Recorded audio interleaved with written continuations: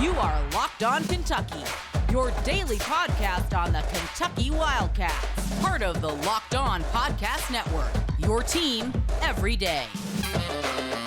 All right, what is going on, Big Blue Nation? Welcome on into Locked On Kentucky, your daily Kentucky Wildcats podcast. I'm your host, Lance Dawe, writer for Sports Illustrated for various SEC-related things. But on this podcast, we take a dive into all things Kentucky athletics. This episode is brought to you by FanDuel Sportsbook, the official sportsbook of Locked On. You can make every moment more by visiting FanDuel.com/LockedOn today to get started. On today's episode of Locked On Kentucky, we are going to be discussing yesterday's loss to the Vanderbilt Commodores in the SEC Tournament. Very frustrating loss, but as I have recently, I am going to hit a refrain that I have discussed over the past week or so, and I'm going to say that Kentucky's going to be fine. And some of you may groan at that. Some of you may say, oh, here we go again with the irrational positivity. I want to kind of give you my perspective and explain why, sure, some things are annoying, some things are frustrating, some things are just the way this team is. If we accept that and accept the fact that they are hot and cold now, I don't think we're going to necessarily be shocked at the outcome. I also want to take us back to what was happening earlier this season to kind of help give us some perspective. Thank you so much for making Locked On Kentucky your first listen every single day. I want to remind everybody out there that we are free and available on all platforms.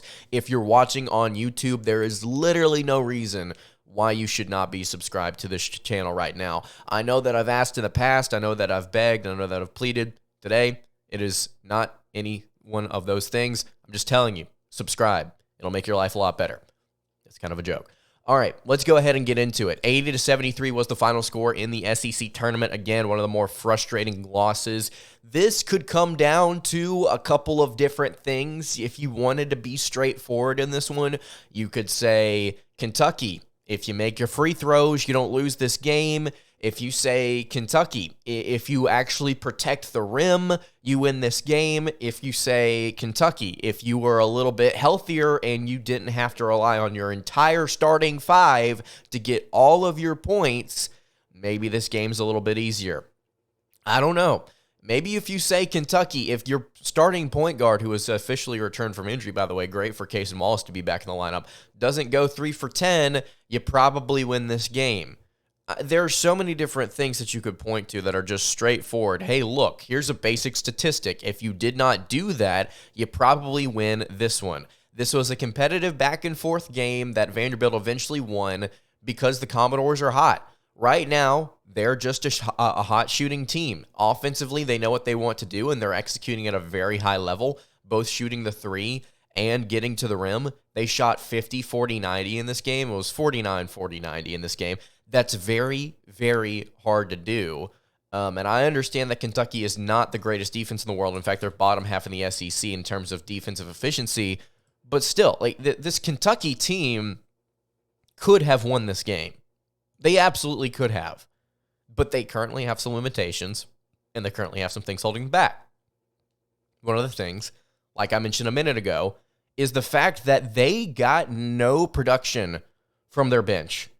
Whenever I say they got no production, I mean the starting five played 39 minutes, 32 minutes, 39 minutes, 37 minutes, and 35 minutes. Those were the minutes for each individual player in the starting five. That was Jacob Toppin, Chris Livingston, Oscar Tshiebwe, Cason, Wallace, and Antonio Reeves. They scored every single point that the Wildcats scored in this one. Damian Collins got 1 minute in this game. 1. Lance Ware got 1 minute in this game, and he had a turnover and 2 personal fouls. All I can say there is wow. And Duthiero had 2 minutes, did not record a stat. CJ Frederick had 14 minutes off the bench, missed his only shot, had an assist, a steal, a turnover, and 2 personal fouls. No points.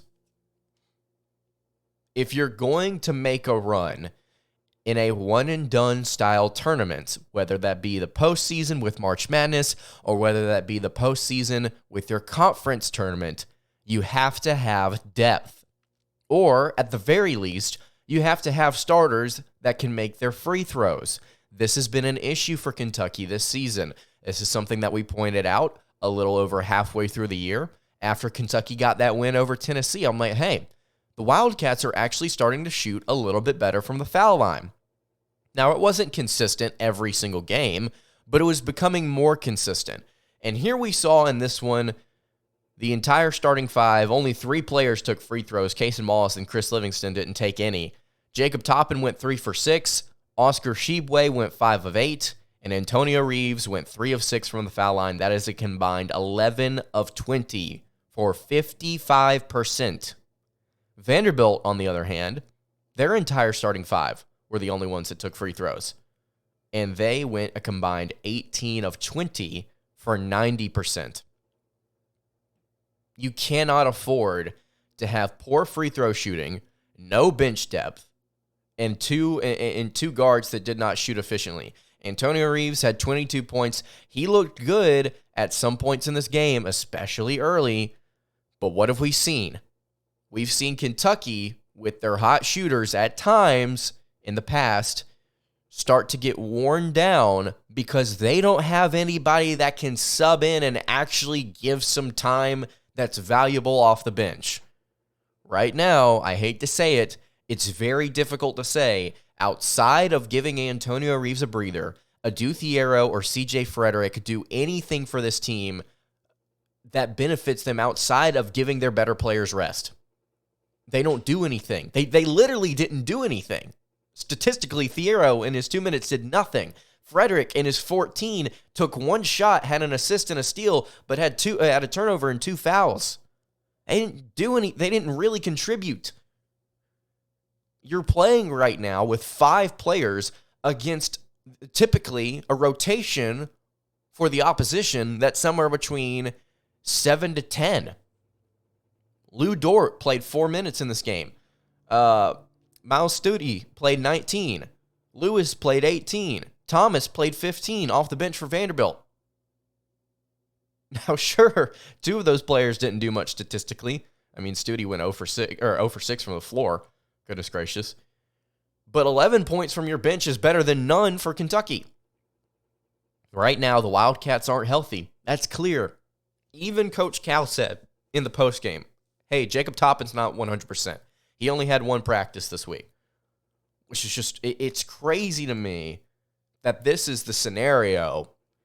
And while there are players on the bench that are healthy, Kentucky has opted to play the players that are not healthy over the players that are because they're just simply that much better. The depth on this team is not quality.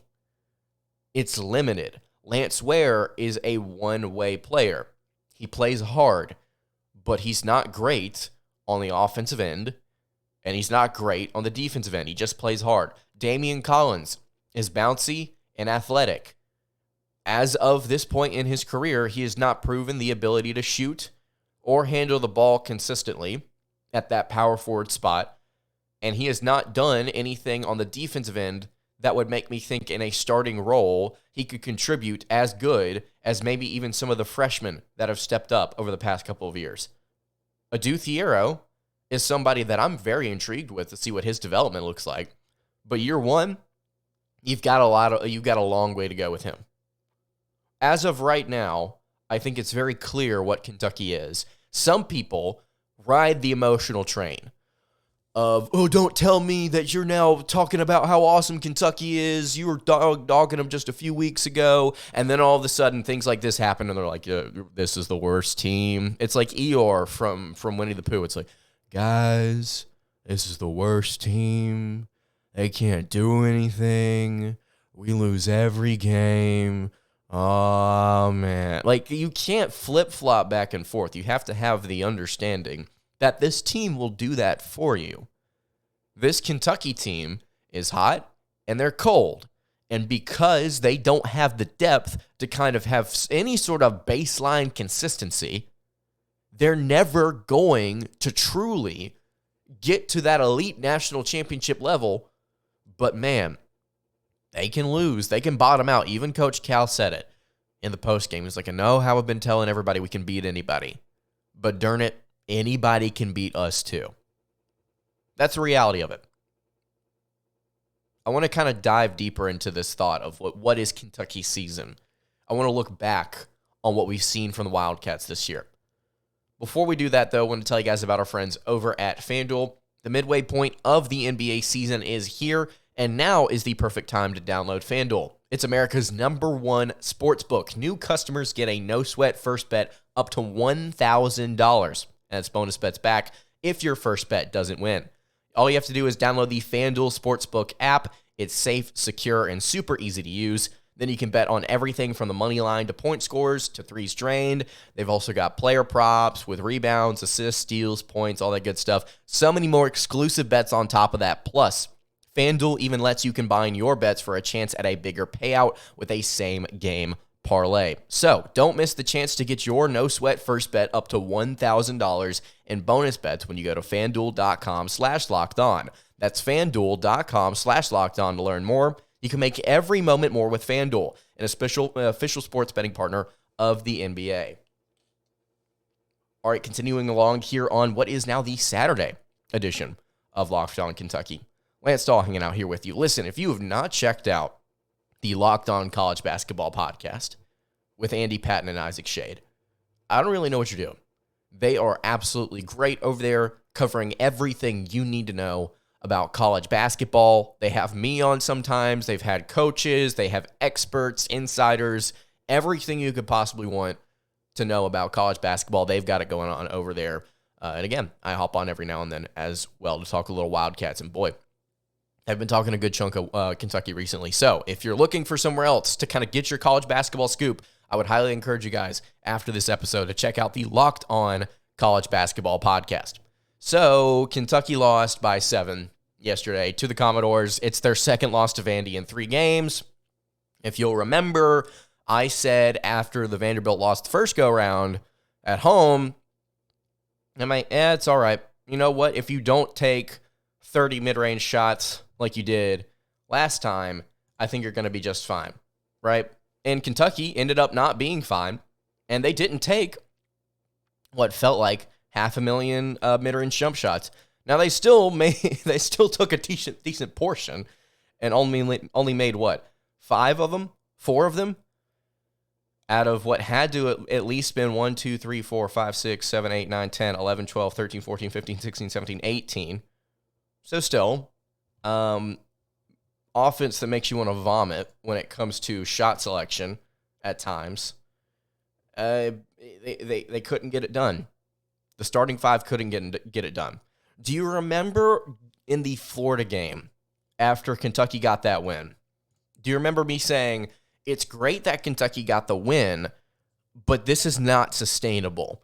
I wanted people to know that whenever games like this came around. This is exactly what I was talking about.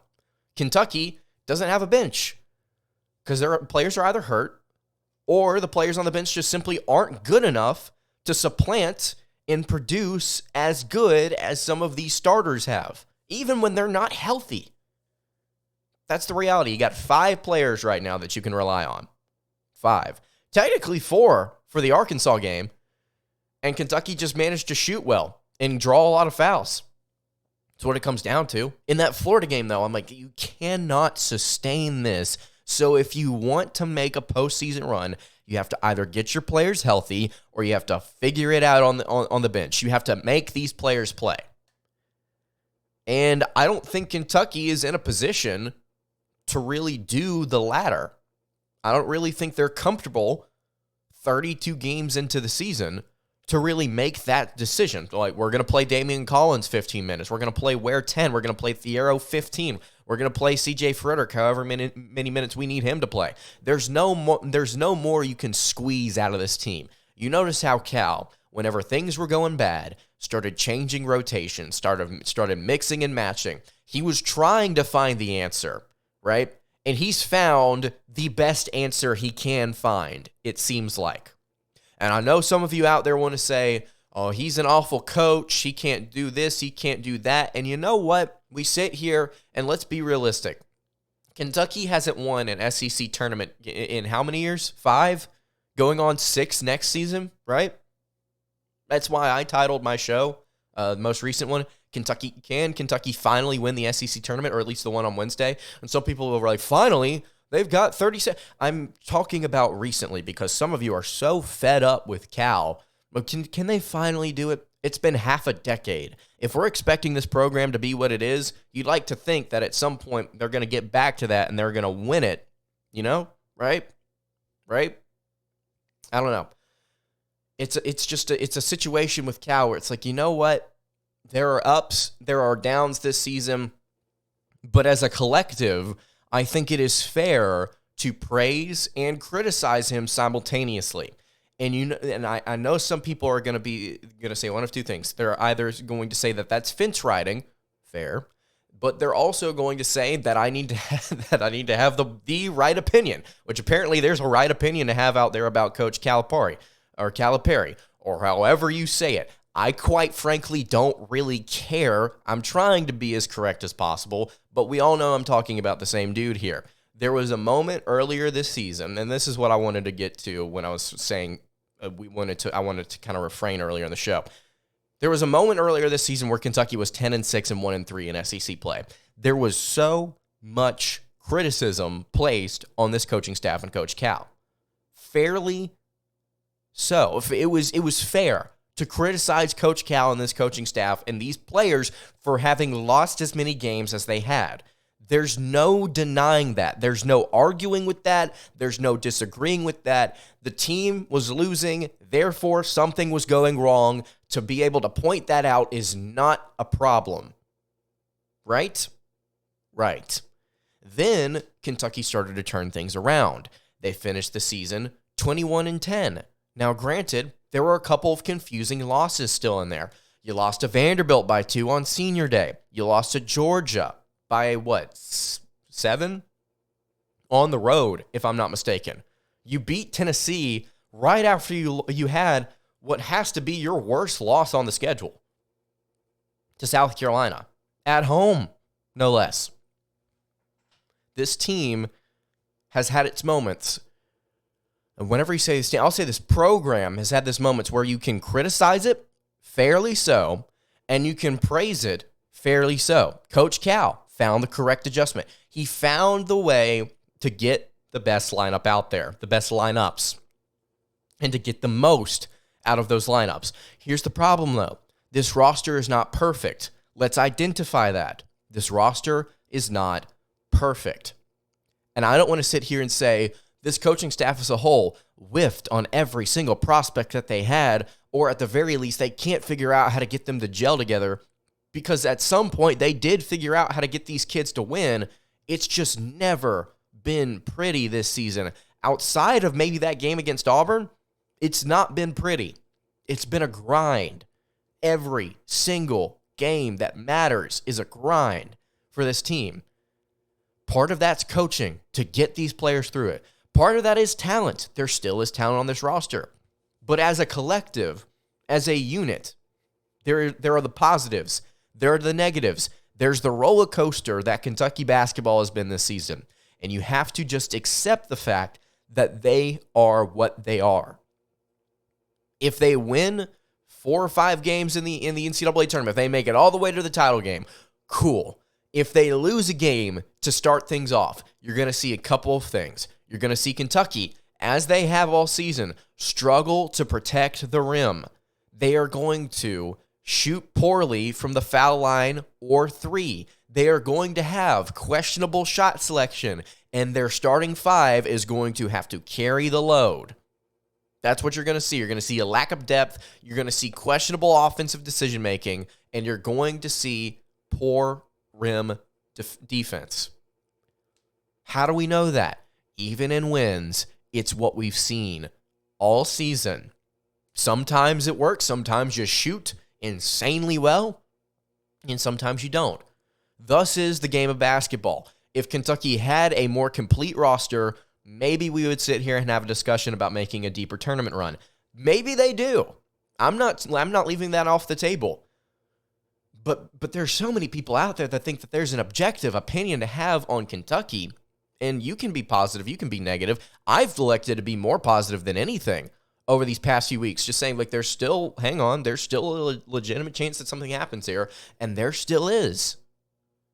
But guys, we cannot sit here and say Kentucky basketball is this. They are good. Kentucky basketball is bad. They're this.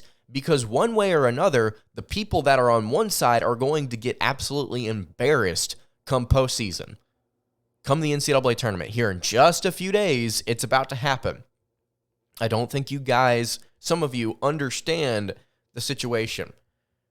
This is chaos. This is a chaotic team. This is a very difficult to predict team in terms of final result. You can understand the individual performances. You can understand what they're going to do. But sometimes it just surprises you the way that they lose or win some of these games. For instance, this most recent game. For Kentucky to shoot 42% from the floor, to shoot 24% from three, that's been uncharacteristic. To shoot 55% from the line, that's uncharacteristic. For Oscar Tshiebwe and Jacob Toppin to go 3 for 6 and 5 of 8 from the foul line, that's uncharacteristic. For Kentucky to grab 43 rebounds as opposed to Vanderbilt's 26 and still lose by 7 is uncharacteristic. Kentucky almost grabbed as many offensive rebounds as Vanderbilt did total. The Commodores had 26 total rebounds, and Kentucky had 21 offensive, at least according to ESPN. That is nuts, to put it point blank. That is crazy. It's not the outcomes that we should be surprised about as a fan base. It's how it happens, right? At times, it shocks you how it happens. But as a whole, I want to reiterate for the final time, if you understand that this team is not something that you can predict in terms of wins and losses consistently, you'll find peace. We head into the NCAA tournament with hopes of a good draw. As of this morning, a couple of bracketologies have been updated. Actually, all of them have been updated. Kentucky has moved down to a 7 seed in the South region, which is where Alabama is. They would play, according to Joe Lunardi, who has not been consistently the most accurate, but according to him, they would play USC in Des Moines, Iowa, before taking on what would likely be Texas in the second round. If you find a way to get up to that 6 seed line, that would be great. According to CBS, Kentucky is the worst 7 seed in Jerry Palm's bracket, which boggles my mind just based on their resume. And some of you are going to say it's the South Carolina loss, it's this, that, and the other. Look at some of the other teams that are above them that have quad 4 losses and tell me why they're higher. Look at Texas A&M, for instance. They have 2 quad 4 losses. They have a quad 2 loss, right? They're 6-5 against quad 1 opponents. As of right now, their net ranking is 24. Kentucky has a higher net ranking. They have just as many quad 1 wins. They don't have a quad 2 loss, and they have 1 less quad 4 loss. And yet, Texas A&M is an entire 2 seed lines higher. Technically, A&M is the best 5 seed in Jerry Palm's bracket. Some of these, it just doesn't make sense. Also, Texas A&M's non-conference schedule was 200 and what? 256th? Kentucky's was 63rd. Their strength of schedule overall is 23rd. A&M's is 60th. I mean, what? I don't get that large of a gap, that large of a disparity between those two. Make it make sense. According to Bracket Wag, I talked about this on yesterday's episode, bracketw.a.g. You can see where every single bracket projection website out there has all these different teams and their average seat, right? There's like over 100 brackets, at least according to Bracket Wag. Most of them have updated. Like, I would say 65 to 75% have updated. And Kentucky right now has an average seed in all of these projections of 6.26. If Kentucky gets a 6 seed, I think that's where you want to have them. You don't want to have a 7. You don't want to have a 5. We've talked about this recently. I don't want to have to get back into it because it'd be a whole another episode or a whole other segment. 6.26. This is where this is where we're at heading into Selection Sunday. Tomorrow, I'm going to have a live stream while we're sitting here talking about where Kentucky's going to be seated, and we're going to talk about it while they announce the seeds. I'm going to try to, at least. If you want to hop on, that'll be over on YouTube. We're also going to create a bracket challenge on ESPN for everybody to do. So I know some of you are interested in that, and I want to see how many people we can get together in a group. So make sure you stay tuned for that tomorrow. It's going to be a big day for a lot of conference championships. Very excited about it. I'm still looking forward to seeing what the draw is for the Wildcats because, again, I want to reiterate, they can win games in the NCAA tournament. It's just the inconsistency is the reality. The quicker we accept that, the better we're going to be.